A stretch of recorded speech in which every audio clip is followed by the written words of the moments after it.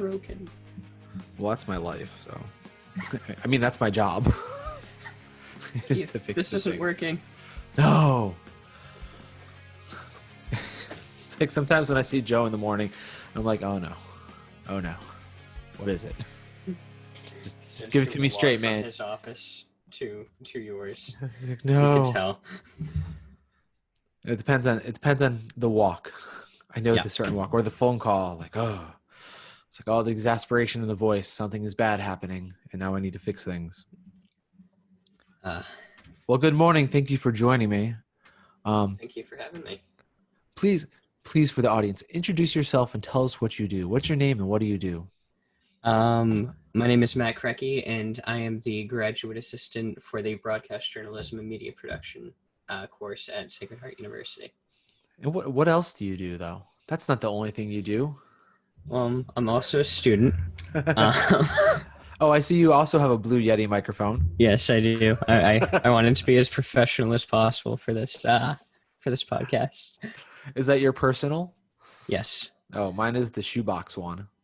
Oh, so it's stolen. It's not stolen. It's liberated.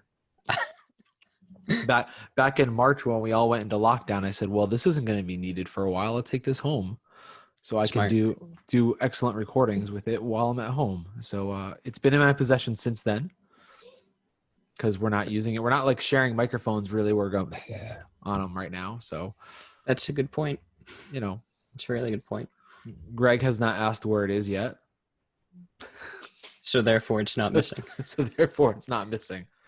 Well, truth be told, he's worse at that than I am. Where it's like, hey, Greg, I need this thing. Oh, it's in my house. Can you bring it back? Okay. Next day. Greg, do you bring that thing back? Oh. Greg, I need the thing for the thing. Fine. Hey, Greg, where's that mixing board? Oh, I was using it for a show. That's how it goes. Anyways, it's fun doing these over Zoom when you're looking into someone else's world because I can learn so much from you just by looking at what's in the background. Well, I mean, for the listening audience, I haven't decided. I'm toying with the idea of because we're doing everything over Zoom and do a very I should do side by side here. That makes it better. Start doing a what's it called? Video version on YouTube and posting them, but I haven't decided yet if I'm going to do that. Anyways, you got the sign that says sound and editing at the top there. That's very, where'd you pick that up at? I got it from for Christmas. It was in my stocking, so I have no idea where it came from. Oh, very nice. The North Pole. I have to say, one year I got a similar thing when I was in college. My parents my mom was in Florida, and her sister went to Disney, and they came back, and I have a, is it a Disney or Universal? It might be a Universal. It's like a clapboard, but it's like from Universal. So it says Universal Studios on it, but it's a clapboard, like an old fashioned chalk one. Cause that was when I was in undergrad still. And I see, of course, you have the Patriots, Massachusetts sign up there. Oh, yep. Of course, Big Pats fan. They did not play yesterday. Nope. How do you feel about that? I mean, still, even though he left, still a big Tom Brady fan. So I had someone to cheer for last night. Even though the Patriots weren't playing at all. But no, they were definitely losing. Yeah. Yep. I mean, just now I feel like I want to talk about that for a second. As a football fan, as you are, I'm presuming you're a football fan, so you have a Patriots sign in your room. And with all this COVID going on, what were your thoughts before the season? And now that the season started, like, do you think it was a good idea for them to even play, or what? What were you thinking about it? I mean, obviously, it was nice to hear that it was coming back because it was some sense of normalcy compared to what's been happening since March. But at the same time, I think that they probably could have taken some better precautions, more like the NBA did in doing a bubble type of thing, because a lot of the NFL has COVID right now, and that could have been avoided. Before the season started, I listened to a podcast. Shout out to Freakonomics Radio, and they had a couple of people from the NFL on it. One of them was, I think, the physician, and they were talking about all the things they were doing to try to contain it, and they're testing everyone daily. Players, coaches, staff, office people, anyone that's in the facility is tested daily. They all have wristbands on that do contact tracing. So it's all proximity sensors. So it seems like they had a really good idea. However, I don't know that's going to work. I mean, we're in week 4 and we have 4 teams that have tested positive and have postponed, and it's destroyed my fantasy team, which I'm very upset about. Yeah, I don't personally play fantasy, but everybody that I've spoken to that does is just like, well, this week's just completely screwed over because, well, I mean, I had Mahomes. yeah, You know, it's like that'll do it.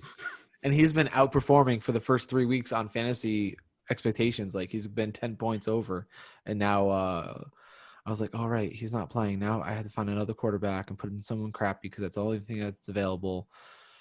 And Lasai. And also I have sometimes they surprise you.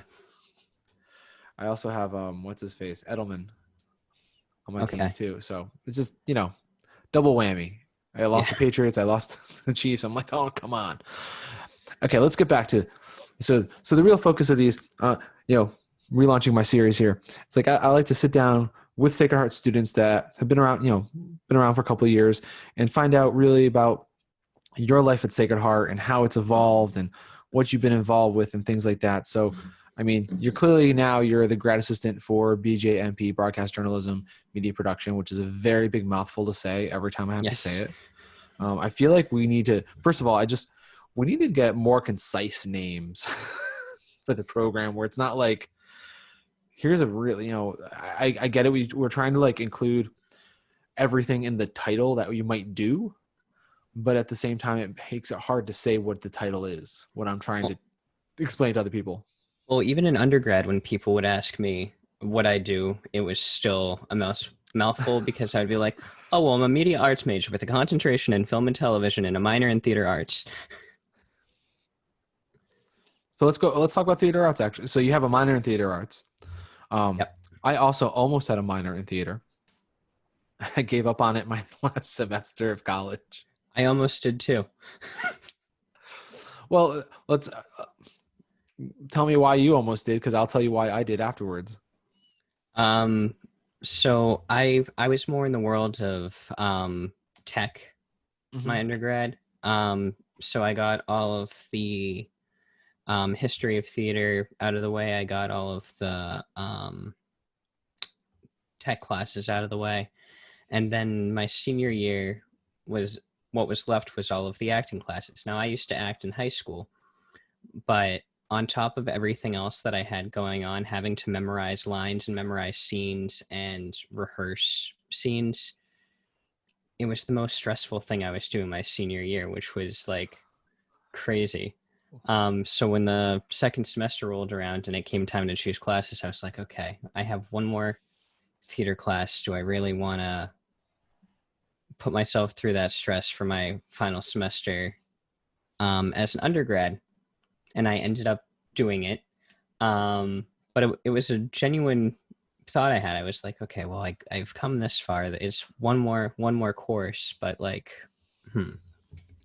Well, I know back. So my senior year was 2001, 2002, and I had one course left. The structure was a little different then.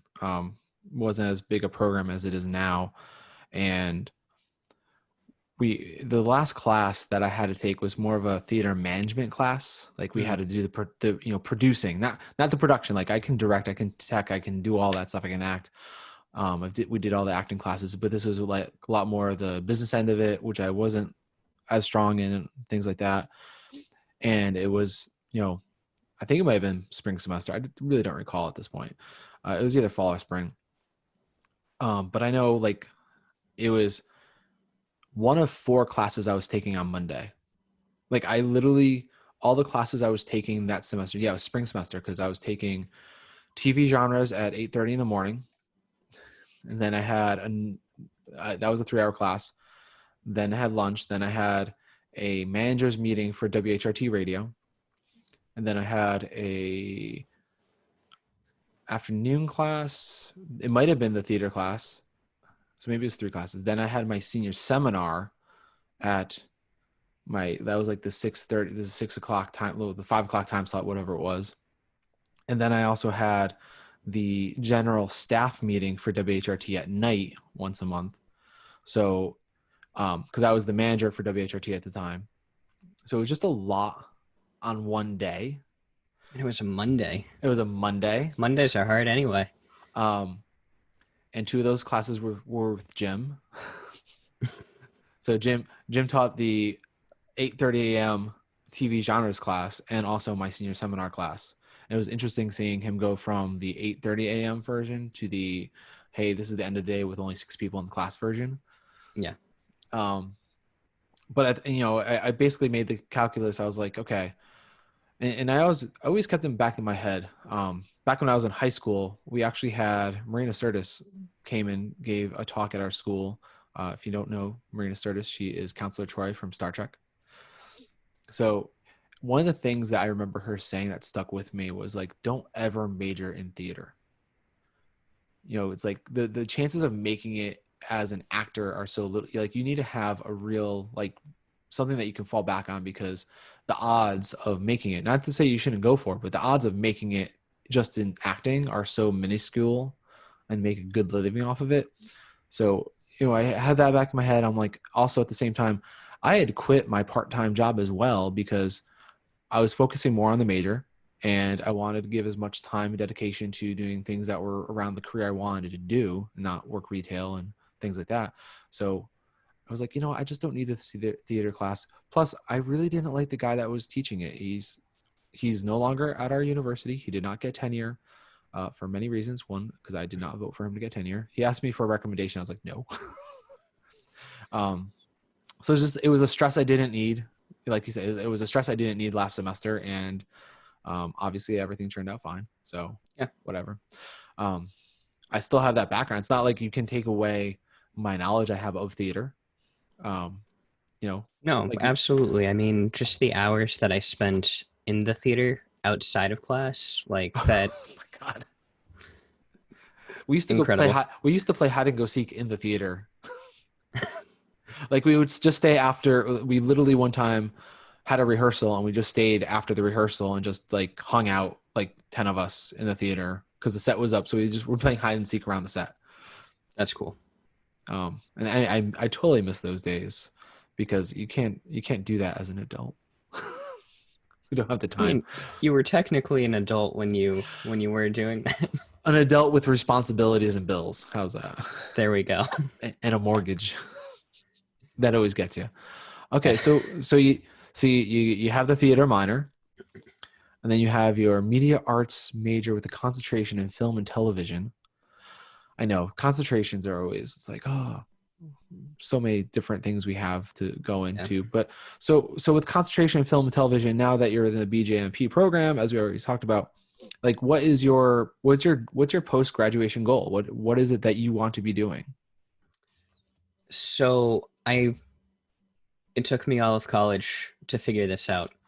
But I want to work in live television, because it has all of the technical aspects of everything that we learned about film and television. So the cameras, the control room specifically for television, and then the excitement of live theater, because anything can happen. So it's the best of both worlds. And then the main reason that I'm getting the master's degree is because after I go out into the real world and get this experience, I'd like to eventually teach, and that'll be a lot easier with the master's degree. Yes, it is a lot easier to teach when you have a master's, because usually college wants you to be able to have one degree above what you're teaching. Mm-hmm. Well, of course, you're a doctor, because you can't get higher than that. But doctors can teach doctors, I guess. Whatever. So you want to do, so which part of live television though? Like news or sports, or no, probably not sports because you're not doing sports comp. So, I mean, because there's, well, as you know, there's a lot of, when you say live TV, there's obviously news and sports are the first two things that most people think of. Right. News would be great. Definitely always something new happening in the world of news. Not these days. It's pretty much all the same these days. Nothing's happening right now. It's No, very tame. very tame. Nice Definitely. little stories about puppies and old ladies crossing the street. Oh, I love it. It's so nice. Yeah. But also something that would interest me, again, because of the theater background, would be any of those variety shows or talent shows or like an SNL type of thing. Okay. Just because it's the world of performance, and I, even from high school, have always found that very interesting to cover. Just because it's so interesting to watch, even in my undergrad, doing stuff with the Pulse, our TV news magazine show here at the school. I pretty much always covered things that were happening in performing arts, just because it's visually appealing, and then it lends itself to nice natural sound a lot of the time too. Well, and I guess it would also help that because it's something that you're familiar with, it makes it easier to cover. I always say I always say, but generally speaking, if you are covering something that you have more knowledge of than the general person, you know the things to look for. There's also a downside to that. As you might have noticed with some people, I do it sometimes just in class. Like when you do have the knowledge of it, you forget that other people don't have certain knowledge, and you forget to tell them about certain things. And that's always something I in my class, especially in my podcasting class, try to drill home when they're trying to create their stories. Like you have to present this as though the person listening knows nothing about the topic. Because, you have people create stories and they use the acronyms or the abbreviations. It's like, okay, that's great when we're talking here. And you even just did it right now. You did a great example. You said the Pulse and you explained what the Pulse was. Now, most people listening to this, generally speaking, aren't going to be part of Sacred Heart's community, but if someone outside of it was listening to it, that's great. Because, people are going to be like, the Pulse, what the heck's the Pulse? I don't know what that is. So that is always something within our genre that you have to keep in mind. So with you said the variety shows and things like that. Of course, most of those are live to tape. I would really say, yeah, you're talking about like, things like that, but you still have that live element because there's a performance going on, and then you are capturing that in a live sense, and then there's post editing afterwards. Right. And that's kind of what we do for the Pulse, which is again something that I'm familiar with. Yeah. So in the control room area, what's your goal? Which part of that control room do you want to be sitting in? Which chair? I have really enjoyed directing. And I think again that comes from the theater background, because I have a specific way that I think that things should look, and then I can make that happen, and then decide something you can't do with theater, who the audience is seeing and how closely the audience is seeing them. Yes, that is definitely the magic of TV. Yeah. Oh, don't show this person that fell down over there. Show this person over there instead. This weekend, we actually did a recording of The Flick, which is the show that the theater arts program is doing right now. And it was so interesting to see these theater actors and how detailed they actually were, because now we have the power to get closer to them. Typically, the audience would be few feet away, even more feet away now because of COVID. But just to be able to see how intense their expressions are on their face, and like how small movements that they're doing on the stage are actually translating to how their character is feeling, which is really, really interesting. Well, as you know, as someone that's performed on stage before, when you perform on stage, you have to make little things bigger anyways, because you need to project to that last person in the theater, not the first person. You may, that person 300 feet away from you needs to see the same thing as a person 5 feet away from you. So everything needs to be a little bit bigger versus, if you do film and TV, you can do small little tweaks and stuff like that. And it'll be seen by the camera because it's all about the directing at that point. I actually had one of my friends that I went to school with, she did do, she was in an HBO film at one point. Like she tried getting into acting afterwards because she was in the city. And she said like the hardest part was like unlearning how to act for the stage. Two very different worlds. Because, you stage, you project, you're big. And she was playing this like little, she was like a little cashier in a little shop, and she had like 5 lines kind of thing. Like, she interacted with so she like had to shrink things down because she's so, and that was like her note from the director, I guess, was like, she's too big, because that's generally what we would do on stage, no matter how big the theater was. It's very interesting. If you watch TV and you see people who are pretending to act in a TV show, they go really big like that, and in a lot of cases that wouldn't be bad acting on stage, because the last person in the back row of this Broadway theater could see exactly what they mean. But it's funny when it's on camera because you're like so close to them and their arms are going everywhere and you're like, whoa, pull back. Right. Yeah, when you're watching on your home on your 60-inch TV, it's a lot different than when they're a little speck on stage. Yeah. I totally agree with that. Oh, we could talk about theater all day too. Jeez. I think I said this the other day. I was like, I want to act again. I just don't have the time for it. It's, like you said, memorizing lines takes a lot of work. I mean, if you don't have time to memorize, a way that I stayed on stage in my undergrad is I got involved in Improv, which still gives you that kind of world of acting without having to memorize anything. Yeah, I did actually. So when I was undergrad, we did do Improv for a little bit, and then a couple years ago, I started doing. I was like, I just want to do it again. I want to get into something. So I did do improv for like, I took an improv class, like an intro to improv class, to like just get the juices flowing again. But then I didn't keep going up with it because for us where I lived, the closest place was like 40 minutes away. So oh, wow. It was like, a significant amount of time on a Sunday. Like, okay, to do this 1 hour class is 3 hours of time because I got to drive up there. I got to park, then I got to go do the class. Then I got to come home, so it was just, not that it was fun, but it's like when you got family and stuff like that, now you're taking up a lot of time versus like if it was one closer by, it wouldn't be such a big impact on family time. It's like 1/8 of your day, 3 hours. Exactly. And on a Sunday, and it was it was a 1 o'clock class too. So it's like right in the middle of the day. It wasn't like bookend. Like sometimes if I can bookend things, it makes it a little bit more palatable because like, okay, it's at the end of the day. So it's like, here's a whole big chunk of time during the day. Now at the end of the day, I'm going to disappear and go do this thing. Or just giving up sleep. Yeah.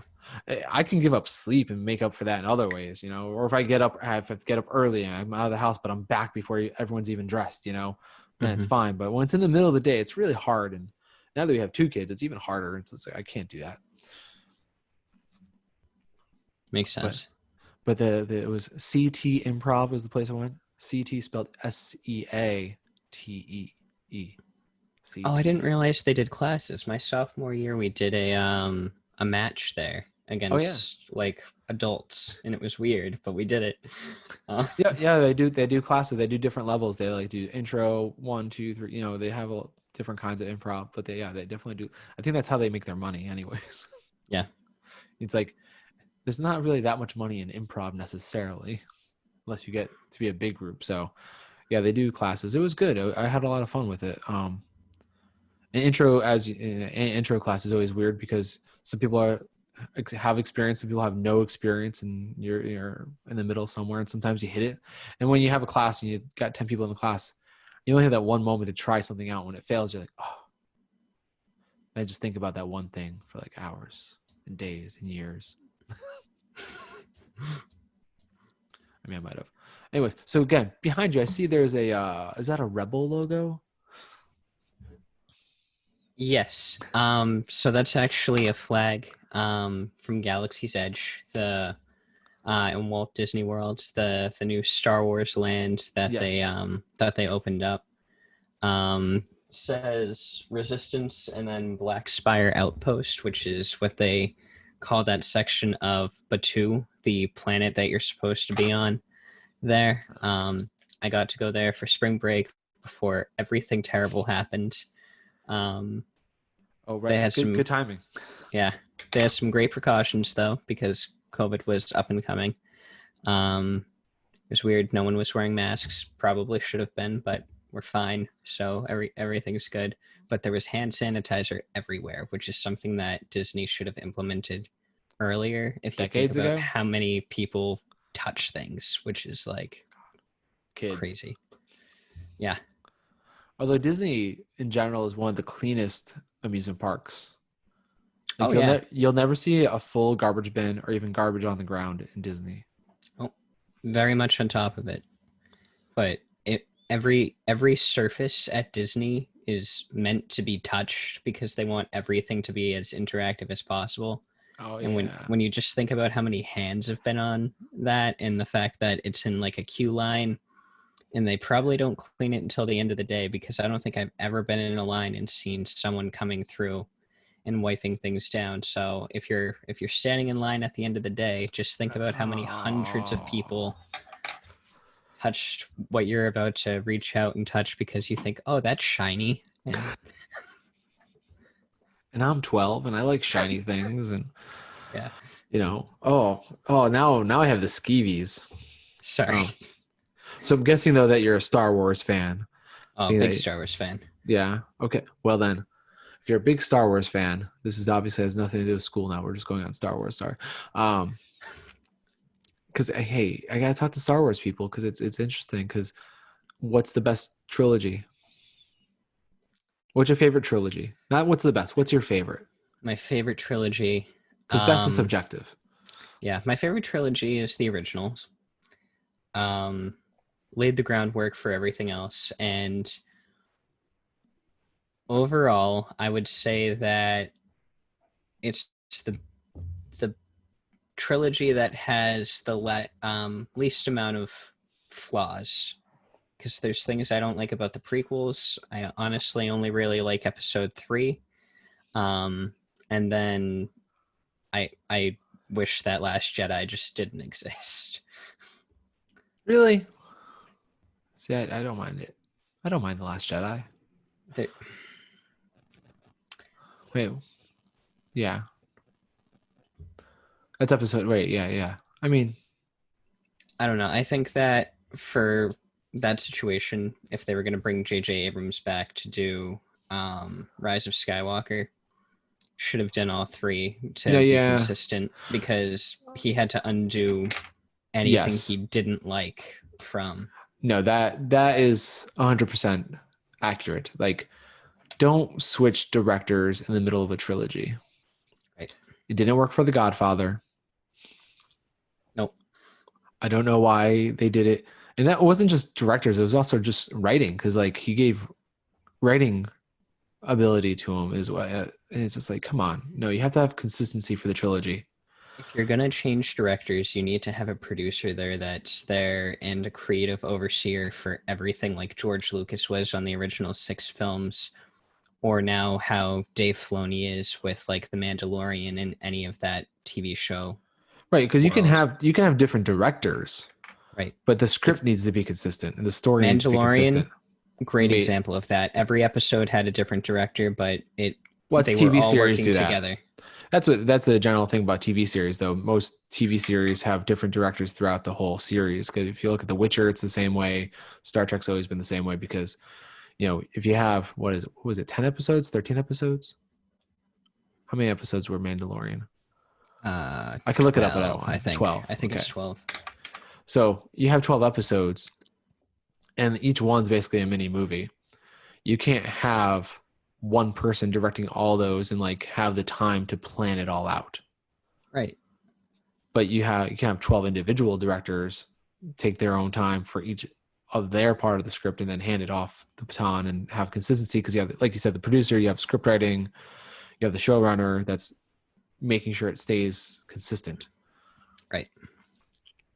So Mandalorian, I'm guessing you give that 2 thumbs up. Oh yeah, it's just the way that it's shot and edited and the way that the story goes, it's very similar to that original trilogy formula, which I think is so cool that they were able to create something like that. Well, I think you have Favreau, who's a fan of the original trilogy and spearheading it and coming in and really creating that let's do this consistency, and just also the where that takes place in the timeline, I think helps too. Yeah. Have you seen the behind the scenes video of how they shoot the episodes? Yes, very cool. The giant screen. Yeah, the projections. That's so cool. I mean, that's future filmmaking right there. Forget green screen. Let's do actual screen. And I mean, it's almost in a way a step backwards, but a step in the right direction, because they used to do projections for when people were like driving and stuff before green screen was a thing. They just have better technology now. But now you can, because you're running it on the Unreal Engine and you can change the time of day where the sun is at that moment. Yeah. Because like you can like, okay, oh no, it needs to be an hour later. All right, let's move the sun. And it changes. And like, this is amazing. And now you don't have to worry about running out of daylight if you're shooting outside. Exactly. Because it can be whatever time you want it to be. Man, sets of the future are going to be insane. Yes. They all already are. I mean, I've seen them at the conferences, and it's crazy what the technology can do. There's definitely a cost to it, but it's amazing what can happen. But you're not going to do that because you're going to do TV now. So you're doing live TV. So, although you say that now, yeah. I mean, I like how you said it took me all my undergrad to figure out what I wanted to do. It's going to take you like another 5 years to really figure out what you want to do. I mean, the good thing is I got my undergrad in film and television. Now I'm doing broadcast journalism and media production. So I have all of these different options, right? Because I have the experience in all you're not pigeonholing yourself into anything. You have options. Exactly. Sorry, I'm actually broadcasting from next to a window, and there was someone walking down the street, and I just wanted to see who it was. I was like, oh, you can see right into Bergoglio behind you. Oh yeah, you can see into the dorms. Can't you see? Yeah. It's a sunny day at Sacred Heart University. The clouds have not moved at all, according to this picture behind me. I mean, totally real location where I'm. If I was really broadcasting here, I believe I'm in the road. Yeah, you're in the road and also violating the Pioneer Promise right now with your no mask on. It's a good thing I am safe at home doing this episode, so I don't have to worry about that. Although I did do my campus check-in this morning, so I am clear to be on campus later today. Me too. Excellent. I will be there later tonight, I believe, if the shoot is still on that we're doing. Supposed to be doing something with the marching band today. Oh, cool. That I got wrapped into. That's how it happens. Which reminds myself, I need to charge the batteries for the drone. Things I need to do that I keep forgetting about. Great. Enough about me. More about you. Oh, lost my train of thought. Sorry. Oh, I know where I'm going. This is me on a Monday morning. Not very coherent. How was your weekend anyways?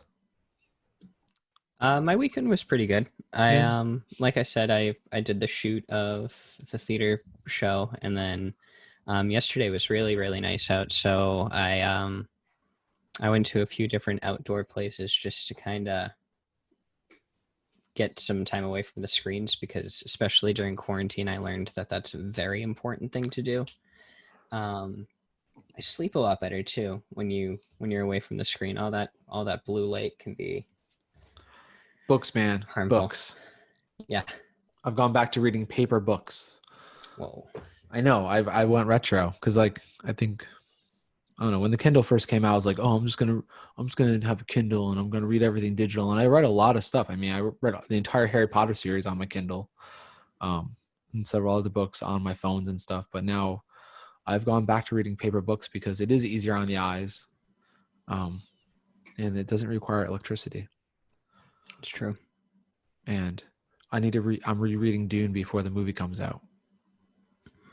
It's probably a lot easier to read outside too, because you don't have any type of glare. That is true. Although I don't like reading outside because it's almost too bright. Like I need to be in the shade because when the sunlight hits your page directly, it hurts your eyes. Yeah. You need sunglasses on. I'm like, this is just not fun. Anyways, I'm also an allergy guy, so outside is just weird.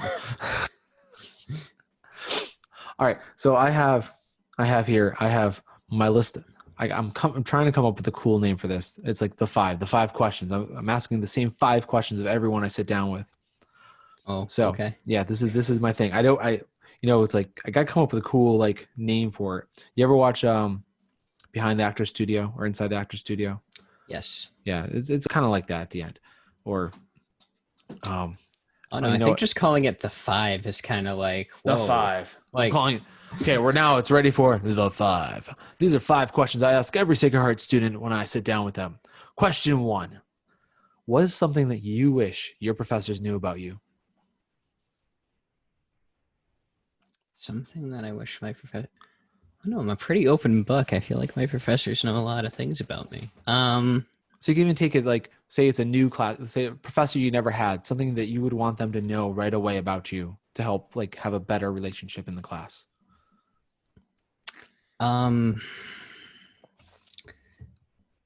I guess that I'm a hard worker. I really care about the work that I do, and if there's anything that you can think that anything you think I can do to improve my work, please let me know. Just I'm not going to take it as a criticism. I really do enjoy the feedback. That is a good attitude to have, especially in this field. Because if you want to get better, you need to take criticism. Yeah. And you also, like I said, you have the theater background too, so it's the same thing. Mm-hmm. Like we used to have rehearsal and then notes time, and I thrive on notes. All right, question 2: what is your best memory of your time at SHU? Oh, there's so many. I'm not even saying that sarcastically. There's really so many. I don't know. People always ask me what my favorite thing about SHU is, and I think that it goes along with my favorite memory too. It's just love the community here. So I genuinely just really loved spending time with people. Mm-hmm. My two best friends, Grace and Courtney. Grace is here for her grad program, and Courtney's back on Long Island. But I think that really just any of the time that I got to spend with them, and we were just kind of hanging out and talking and all of that, some of my favorite memories. Excellent. I know you have some time before this happens, but what will you miss most when you leave SHU? The community, like, yeah. Okay. What advice can you give an incoming freshman? Oh, I was an RA, so this is my wheelhouse right here. I was a freshman RA. My biggest piece of advice to freshmen would be to get involved. It's the best way that you're going to find people that you're actually going to be friends with. You might still stay in touch with the people that you met during orientation, but that was a product of circumstance. You were just both happened to be in the same group. If you get involved and you get involved in things that you are passionate about, you're going to find other people that are passionate about the same things, and those are the people that you're going to get along with because you actually have things in common. Cool. Good. Well, you're an RA. That's I gave you an unfair question there because you've already answered that many times. Yeah, a few times. And you are absolutely right about your orientation. It's like you get stuck with those people, so you naturally have a gravitation towards them just because of that, and then you may or may not end up with friends with them afterwards. I had that same experience. And your freshman, who you get roomed with freshman year is totally random. So these are all truisms. If there was one thing you could change about your time at SHU, what would it be and why? I like to say that If I had the opportunity to go back and change anything, I wouldn't, because every experience that I've had has made me the person that I am today. But something that I don't think would really change who I am today, because I am involved with it. I just would have gotten involved with it sooner. I would have joined the Pulse as a club earlier on than my taking it as a class my senior year. I would have liked to get involved with that a lot sooner. Fair enough. I mean, I guess that's, you didn't know how much you would have loved it until you took it. So exactly, it's one of those things, until you've experienced it, you just don't know what it is and that you're going to like it that much. So you came to it eventually, and that's all that counts.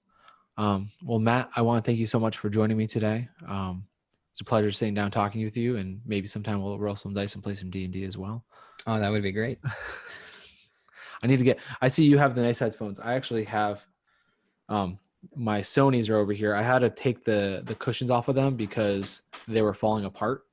Ooh. And they were because they're a couple of years old. So like the ring, like eventually they start flaking. Mm-hmm. And it was like, I recorded like for 3 hours the other day, and I just had like flakes everywhere on my face and on the floor. I was like, well, time to throw these out. So back to the earbuds for now, because these have horrible bass. They don't have no bass, these earbuds. Anyways, that's enough about my problems. I hope you go enjoy the rest of your day. Thank you so much for joining me. I will definitely let you know when this is going to be dropping on the podcast channels. It's going to be on everywhere: Spotify, iTunes, Google, whatever. I don't care. It's all of them. It's coming out soon. Cool. Anything else you want to leave us with before we go? Well, we talked about Star Wars, so I guess may the Force be with you. May the Force be with you. What a world. What a world. Oh, that's the Schwartz. Sorry. I'm a big Spaceballs fan too. Professor Allecastro is not. I don't understand it. Spaceballs is so great. Okay, like one quick story, because my wife does not let me live this down. So one time, back before we were married, my wife had to bring her car in to the shop to get fixed, right? And Spaceballs was on the TV, and she said later on, she's like, I just don't get it. It's not funny. I'm like, well, that's because you've never seen Star Wars. So I was like, well, clearly the only in my logical head, like I have logic. My logical head is like, well, I'm gonna sit her down, show her Star Wars, and then show her Spaceballs, and she's gonna laugh at it. It's gonna work, right? So I did it all in the same day. Oh no! Like I made her watch Star Wars and then Spaceballs, and now she just like hates Star Wars. I did the exact wrong thing by like overexposure. She's still married you though. Yeah, she did. I know, but she won't let me. She will not let this go. To this day, I mean, I've gotten my son watched our cable went out. Well, we have internet. We don't use the cable. We just use internet streaming. But during the pandemic, at one point we had no internet, so I was like, well, I have the Star Wars Blu-rays for the original trilogy. I was like, well, we can't watch anything on Disney or Netflix right now, but we can watch these. He's like, all right. And then he watched them. He liked them. And then after he watched the original 3, I was like, well, let's go watch episode 1, right? He was like, nope. Did not like it at all. He's a 6-year-old kid, did not enjoy watching the original. I mean, not the original, the episodes 1, 2, and 3. Well, I mean, we didn't even get through episode 1. But episodes 4, 5, and 6, we've watched twice at least. I know we're still going on after it's okay. Did a goodbye thing, but that's so unusual. Usually people that are introduced to Star Wars post the prequels being made, like I'm still old enough that I lived in a world without the prequels. They usually don't have a problem with the prequels. If anything, they like it better. So that's super interesting that your son... I found is that because he watches like Ninjago on Netflix, which has a lot of action. It's like dialogue action. If you go back and watch the prequels, there's a lot of dialogue in between the action. Like it's like and now the rules about the Senate and this, and it's almost overwhelming how much they talk about the Senate and things like that, because everything that they set up in episode 4, Lucas is like, we need to explain all of this now, and I'm gonna painstakingly explain every single thing I was talking about in episode 4. And it's like, why did you include so much dialogue? I mean, it eventually, like you said, when it gets to episode 3, it becomes to the climax and all that stuff. It's really great. But episode 1 and 2, and here's something that I've always hated about the transition between episode 1 and 2. You go from Anakin being this like little boy who's basically in the princess is like basically the queen is basically like his babysitter. You know, like it's that kind of relationship, like little boy, older sister kind of relationship. And then you go into the next episode and they're in love, and there's like no build up to it, just like happens, and they're having a picnic together, and I'm like, it has always skeeved me out. Especially since at the beginning of that, she legitimately says no, and then it happens. Right, and it's because like always it was like, oh Annie, you're so cute, and like the entire first episode, then all of a sudden like he's old. You know, obviously if they met old later on, like the age difference wouldn't be that big a deal, but because you saw that whole movie with that age difference, and it was just like, oh, this is so awkward. Like, why couldn't Anakin been older in it? You know, why did he have to be so young? Like, if you wanted to make that the eventual thing, he didn't need to be 12 or 10 or whatever age he was. He could have been like 15, and she could have been like 16 or 17. Like, she's a like, you could have made her younger or him older and made them closer, like a couple years apart, or I don't know. It just that has always bothered me. And if you ever get a chance, if you want to watch the prequels in a way that's not going to make you cringe, there is a supercut out there where someone has cut out all of the Jar Jar Binks that are like non-necessities to the storyline. Like, you know, all the incidentals where basically anywhere where Jar Jar Binks doesn't move the storyline forward. And then anywhere where Jar Jar Binks is there, they changed his voice to being an alien dialect and with subtitles. Oh. So it tightens up the first 2 movies significantly, especially the first one. It really tightens it up because that whole underwater scene, like, that is totally not necessary at all. And all the Misa Jar Jar Binks. I mean, I feel so bad for the guy that voiced him because he got such hate mail, and it's not his fault. No. But like all that stuff is just gone, and it's like a much cleaner edit. And it's amazing what happens when you have someone tighten up. And I think what happened, you know, when you talk about the original trilogy, we are totally about this is the post episode Star Wars segment. It's official. This is happening because I have rants.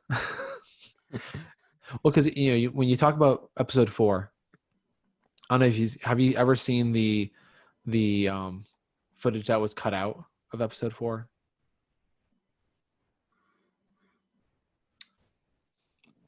I don't think so. I think that I've only seen what was cut out of Return of the Jedi. Well, it's on YouTube, and you can watch this whole original script, in the original shot, he actually shot this stuff. You didn't start with the fight in space.